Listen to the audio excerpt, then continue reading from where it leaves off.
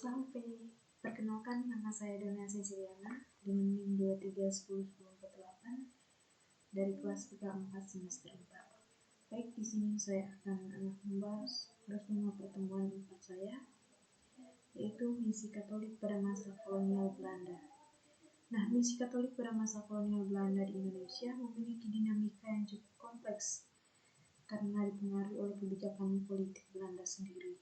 Nah, peran tarekat misionaris serta interaksi dengan masyarakat lokal dan agama-agama yang sudah ada. Nah, berikut beberapa poin utama mengenai misi Katolik pada masa kolonial Belanda pada saat itu. Yang pertama yaitu awal misi Katolik di Indonesia. Misi Katolik di Indonesia pertama kali diperkenalkan oleh bangsa Portugis pada abad ke-16, khususnya di Maluku. Namun, setelah Belanda menguasai Nusantara dan VOC, melarang penyebaran agama Katolik, misi ini mengalami kemunduran. Yang kedua yaitu pengaruh kebijakan VOC pada tahun 1602 sampai 1709. VOC adalah perusahaan dagang Belanda yang berorientasi pada keuntungan ekonomi dan mendukung ajaran agama Protestan, sehingga Katolik pada saat itu mengalami represi. Nah, banyak umat Katolik yang dipaksa berpindah ke Protestan atau menjalankan iman mereka secara sembunyi-sembunyi. Pastor Katolik dilarang berkarya secara terbuka, dan gereja-gereja Katolik ditutup atau diubah menjadi gereja Protestan. Yang ketiga, pemulihan misi Katolik di era pemerintahan kolonial Belanda setelah 1800. Setelah VOC dibubarkan dan Hindia Belanda menjadi koloni resmi kerajaan Belanda, kebijakan lebih toleran terhadap Katolik mulai diterapkan. Pada tahun 1807, Raja Louis Napoleon atau adik Napoleon Bonaparte mengizinkan kembali misi Katolik di Hindia Belanda. Tahun 1846, Prefektur Apostolik Batavia didirikan untuk mengatur misi Katolik di Indonesia. Nah, yang keempat yaitu peran tarekat misionaris. Sejumlah tarekat misionaris memainkan peran penting dalam pengembangan gereja Katolik di Indonesia.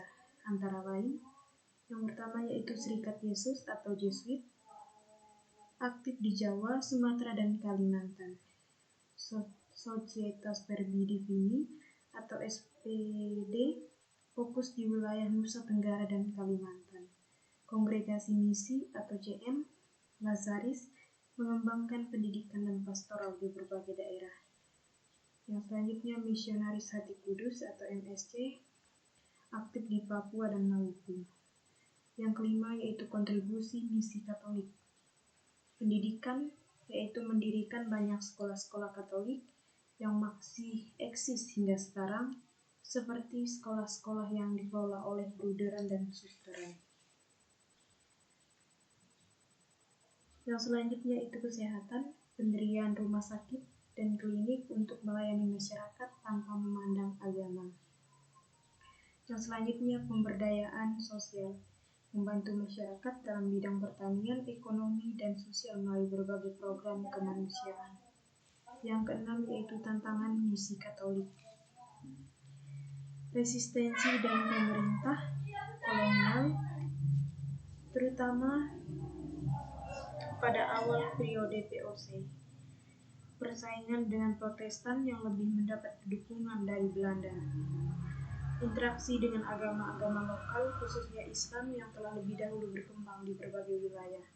Nah, misi Katolik yang dimulai pada masa kolonial Belanda ini menjadi dasar perkembangan gereja Katolik di Indonesia hingga saat ini. Pengaruh pendidikan dan sosial dari misi ini masih terasa dalam berbagai institusi Katolik di Indonesia. Sekian yang bisa saya sampaikan, semoga bermanfaat. Tuhan Yesus memberkati.